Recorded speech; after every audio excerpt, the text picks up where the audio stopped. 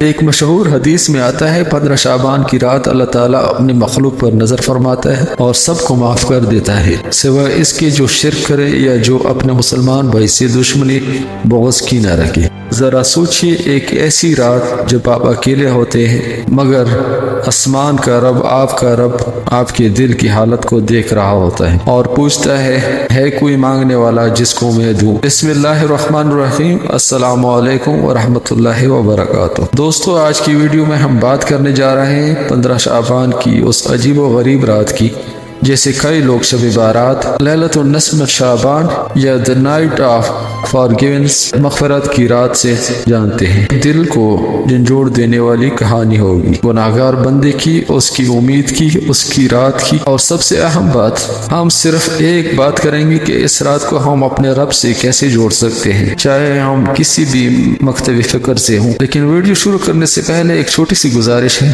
اگر آپ چاہتے ہیں کہ ایسی دل کو چھو لینے والی اسلامی سٹوریز اور حقیقی واقعات آپ تک باقاعدگی سے پہنچتے رہیں تو رومان علی ٹی وی کو سبسکرائب کر لیں، بیل آئیکن ضرور دبا لیں اور اس ویڈیو کو آخر تک ضرور دیکھیے گا، کیونکہ آخر میں ہم سب مل کر ایک چھوٹی سی دعا بھی کریں گے۔ تو چلیے کہانی شروع کرتے ہیں۔ سب سے پہلے ایک بات واضح کر لیتے ہیں کہ 15 شعبان کے بارے میں مسلم دنیا میں مختلف رائے پائی جاتی ہے۔ کچھ علماء کے نزدیک اس رات کی فضیلت متواتر یا بہت مضبوط حدیث سے ثابت نہیں، کچھ ایسے بدعات کے قریب سمجھتے ہیں، جبکہ دوسرے علماء اس رات کو مغفرت اور رحمت کی خاص رات کے طور پر بیان کرتے ہیں۔ ایک مشہور روایت میں آتا ہے کہ اللہ تعالیٰ 15 شعبان کی رات اپنی مخلوق کی طرف نگاہ رحمت فرماتا ہے اور تمام لوگوں کو معاف فرما دیتا ہے سوائے ان لوگوں کے جو شرک میں پڑے ہوئے یا جن کے دل دوسرے مسلمان بھائیوں کے لیے کنارہ کشی، بغض، دشمنی سے بھرے ہوں۔ کچھ روایت میں یہ بھی ذکر آتا ہے کہ اس رات اللہ تعالیٰ اپنے بندوں کے اعمال کو دیکھتا ہے، ان کے لیے آنے والے سال کے احوال لکھے جاتے ہیں،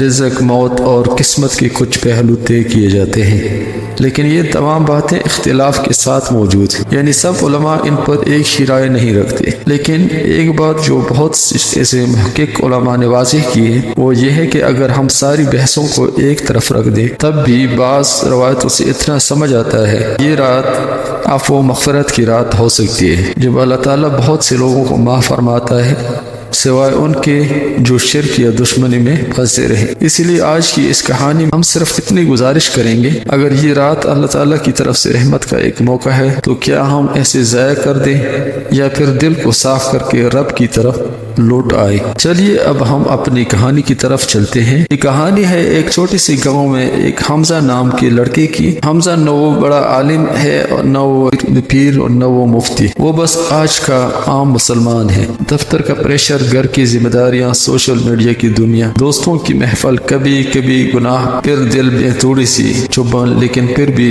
زندگی چلتی رہی۔ حمزہ کا بچپن بالکل معمولی تھا، اسکول، دوست، تھوڑی شرارت، تھوڑی نماز، تھوڑی پریشانی۔ جب سے جوانی آئی زندگی تیز ہو گئی، college, job, mobile, internet, entertainment, دن بھر بھاگ دوڑ، رات کو دیر تک فون، دن کام، رات گناہ یا فضول وقت۔ لیکن ایک چیز حمزہ کے دل سے کبھی نہیں گئی، وہ تھی اس کی ماں کی دعا۔ اس کی ماں ایسے بچپن سے ایک بات کہتی تھی، بیٹا زندگی میں جتنا بھی بھٹک جاؤ گے، جب بھی دل ٹوٹے، رات کا ایک حصہ اپنے رب کو ضرور دے دینا، اس کا در بند نہیں ہوتا۔ وقت گزرتا رہا اور پھر آیا شعبان کا مہینہ۔ شعبان رجب اور رمضان کے بیچ کا وہ مہینہ ہے جیسے کئی علماء پل کہتے ہیں، یعنی وہ برج جس سے گزر کر بندہ رمضان کی طرف جاتا ہے۔ روایت میں آتا ہے کہ نبی اکرم صلی اللہ علیہ وآلہ وسلم شعبان میں دوسرے مہینوں سے زیادہ روزے رکھتے، حتیٰ کہ کبھی لوگوں کو لگتا کہ شاید پورا شعبان ہی روزوں میں گزرنے والا ہے سوائے چند دنوں کی۔ شعبان کا مہینہ اصل میں تیاری کا موڈ ہے، تقویٰ کی پریکٹس، عبادت کی مشق، دل کو صاف کرنے کا وقت۔ سوچو اگر رمضان ایک بہت بڑا امتحان ہے تو شعبان اس کی تیاری کا کورس ہے۔ حمزہ کے شہر میں بھی شعبان آ چکا تھا، مسجدوں میں ہلکا سا جوش بڑھنے لگا، لوگ فوراً رمضان کا ذکر کرنے لگے، کچھ لوگ سحری، کچھ روزے، لیکن حمزہ کے دل میں ایک عجیب سی ہلکی سی بے چینی تھی، ایسے لگ رہا تھا جیسے زندگی بہت دور چلی گئی ہے۔ اس سے جو وہ بچپن میں تھا۔ ایک شام مسجد کے باہر نوٹس بورڈ پر اس کی نظر پڑی، 15 شعبان کی رات، ذکر، تلاوت اور دعا کا اجتماع۔ حمزہ مسکرائے، یار یہ 15 شعبان بھی نہ، کوئی کہتا ہے بہت فضیلت کی رات، کوئی کہتا ہے بدعات، کوئی کہتا ہے بس سیدھی سی رات ہے، مجھے نہیں پتا صحیح کیا ہے، لیکن دل کہہ رہا ہے اس دفعہ مسجد ضرور جانا چاہیے۔ دوستو اب ذرا علم کی بات کرتے ہیں تاکہ آپ کے ذہن کی کنفیوژن دور ہو۔ بہت سے سنی علماء کے نزدیک 15 شعبان کی رات کے بارے میں کچھ احادیث پائی جاتی ہیں جن میں اللہ تعالیٰ کے اپنے بندوں کو معاف کرنے کا ذکر ملتا ہے، لیکن اس رات کے ساتھ جو خاص رسمیں یا طریقے جوڑ دیے جاتے ہیں ان پر اختلاف ہے۔ کچھ لوگ انہیں ناقص یا بدعت کے قریب سمجھتے ہیں۔ علماء اہل تشریع کے نزدیک یہ رات بھی بہت فضیلت والی ہے، اس میں عبادت، مناجات، دعا اور استغفار کی بہت زیادہ اہمیت بتائی جاتی ہے۔ کچھ روایتوں میں آنے والے مہینے یا سال کی تقدیر لکھے جاتے ہیں اور لوگ اس رات کو زیادہ عبادت سے زندہ رکھتے ہیں، اور مفسرین نے قرآن کی حکایت پر بھی بات کی ہے۔ اس رات میں ہر حکمت والا کام تقسیم کیا جاتا ہے، کچھ نے ایسے لیلۃ القدر سے جوڑا، کچھ نے اسے شب بارات کی طرف اشارہ کہا، لیکن یہ تفسیری اختلاف ہے، یقینی طور پر ایک ہی چیز ثابت نہیں۔ تو دوستو جو چیز تقریباً سب کو جوڑ دیتی ہے وہ یہ ہے دل کا صاف ہونا،